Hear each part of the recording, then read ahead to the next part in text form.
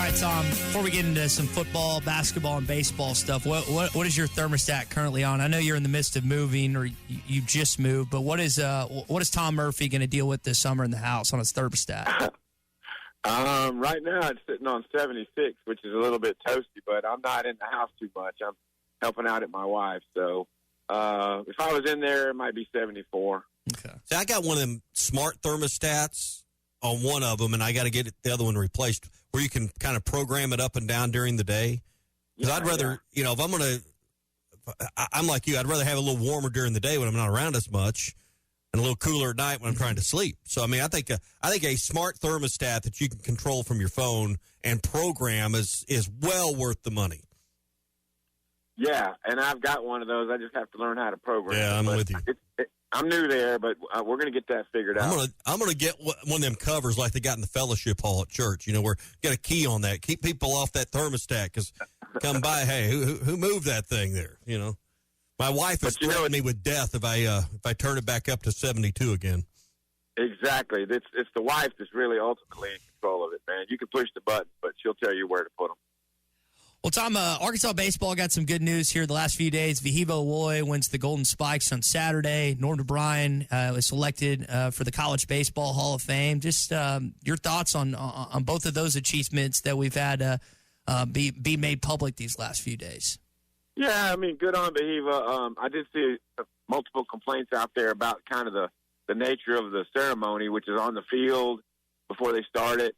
And I think Bubba Carpenter put out there that they don't award the college basketball or the Heisman Trophy out on the field before the game, and so maybe there's a different way to do that. But I'm glad he won it. The Alex Lodi's, I looked at his numbers, the Florida State shortstop. They were really good, and of course we know about Doyle, but Arkansas only saw Doyle basically getting hit around. So it's hard to give it to a pitcher.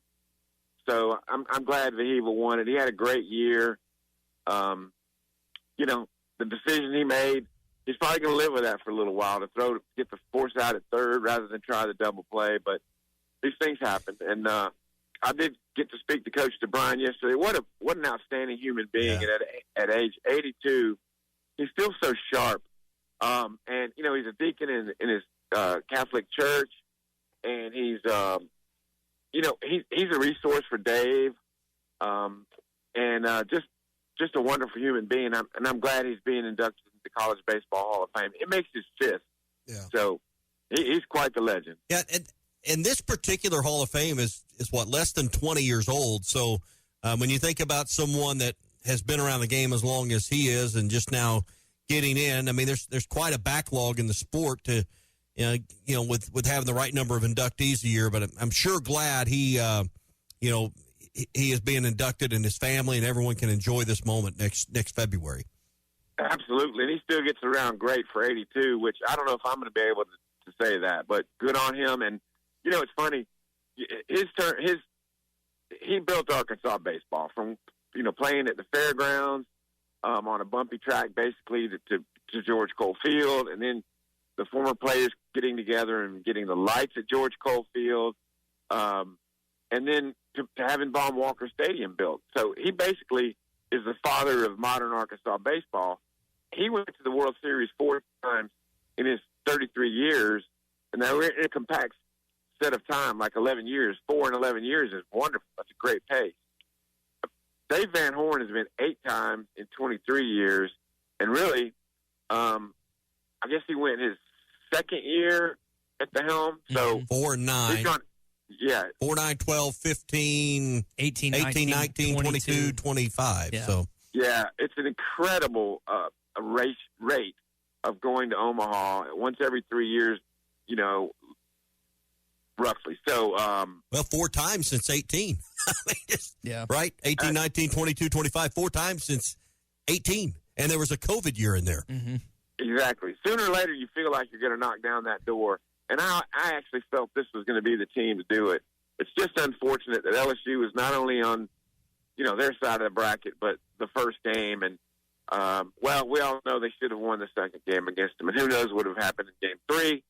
One of these days, they're going to burst that door down. Yeah. One of the things that you can join the legacy of Van Horn and Coach DeBriyn. Look on the wall the next time you're at Baum out there, folks. From 95 forward, I think there's only been 4 seasons they didn't make the postseason. 4. And only one under Dave. 4. Wow. Yeah. And only one under Dave. But you think about that, in 30 years, only missed 4 postseasons? That's a heck of a legacy for, only for a program that's only had 2 head coaches since 1970. It is really, really incredible. The model of stability and obviously success and getting to the postseason. The thing is, they came back with a vengeance after that 2016 season that they didn't make it. Absolute vengeance. Since then, they have the most wins in college baseball since the start of 2017. So that kind of tells you that's a 9-year span, it's a 9-year span. We talked to Blaine Knight last week, and one of the things that Blaine also alluded to was the 2017 season where they lost to Missouri State in the Fayetteville Regional, and then that team the following year went on to the College World Series Finals. So I wonder, Tom, to go off your point about this team, you feel like they could do it. And I think a lot of people felt that way, including myself. The guys, and they're not going to have a ton of guys from this year to be returning for this next year's team. But what do you think the mentality is like heading into next season, similar to maybe 2018, 2019, back-to-back College World Series appearances? It could be. And certainly they're going to reload. They're at the top of their game in terms of recruiting and being a portal destination. And I think player development and just how Dave and the program treat the players and how they approach baseball and all of the analytic tools they have at their disposal, and having a pitching coach like Matt Hobbs and a hitting coach like Nate Thompson and a guy like Bobby Warren is just a great human being, and then Dave at the top of it all. It's a major magnet for players. Cam Koshel, perfect example. Didn't play a ton at Vanderbilt. Then he comes here and has just a huge breakout year. So he'll go into next season positioned to, get a little, preseason accolades and that kind of thing. So what's the missing piece? I know that it seems a simple question that has a complex answer. I've had some buddies that know baseball a lot more than me, and they said you got to get that ace pitcher. You think about Skeens and Anderson these past 2 or 3 years for LSU. There's been other SEC guys that have just been the catalyst of their team. Is it as simple to get just one of the best pitchers in all of college baseball, Tom, and the rest will work itself out? No, it's not that simple, because they had Hagen Smith the 2 years before this, and he was that ace pitcher, especially his final year, and just had a rough outing in the postseason against the team wearing purple from the Big 12. It's just a fact. So it's more than that. It's the bracket. I think Arkansas. I know they lost 4 out of 5 to LSU, but I just feel like they had a deeper hitting lineup than LSU did this year. But it's that whole the clutch hitting and the something about. I said it on this air going into it.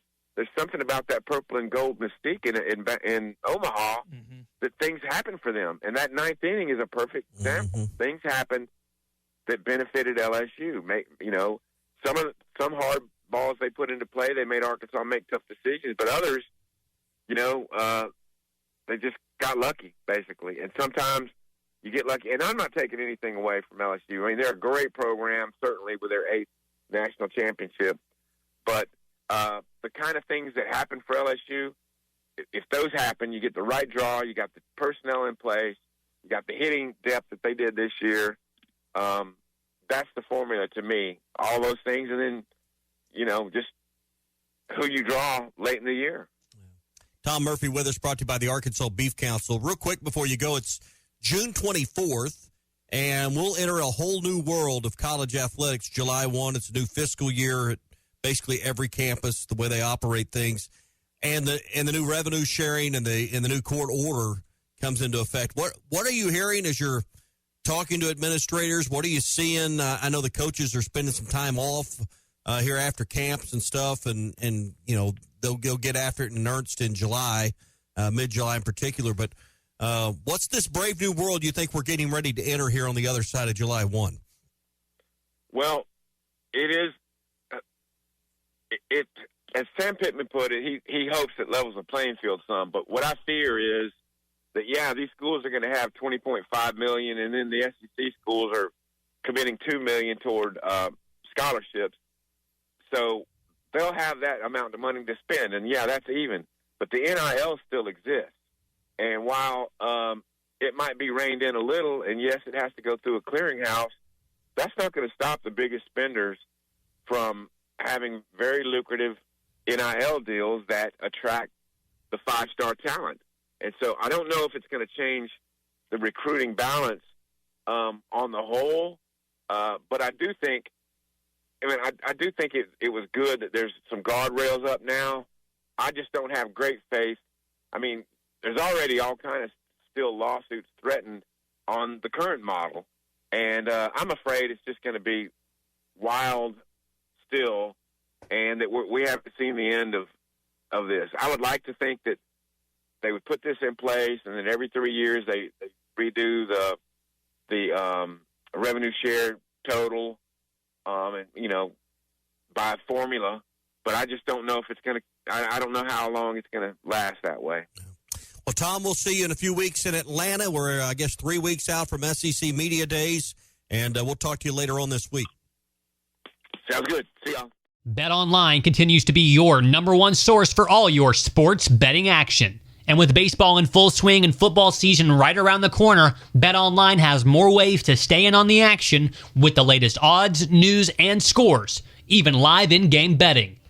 From MLB, UFC to tennis and NFL futures, BetOnline remains your choice for sports wagering information.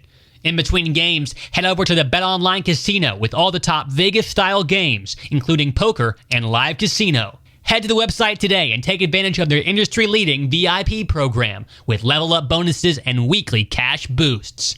BetOnline. The game starts here.